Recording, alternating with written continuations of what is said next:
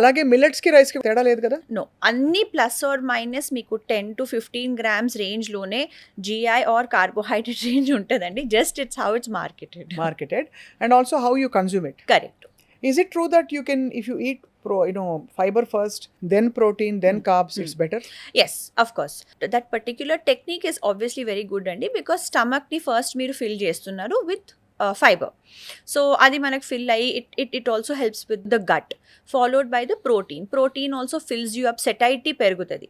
Then you come to the carbohydrate because of our lifestyle. Right.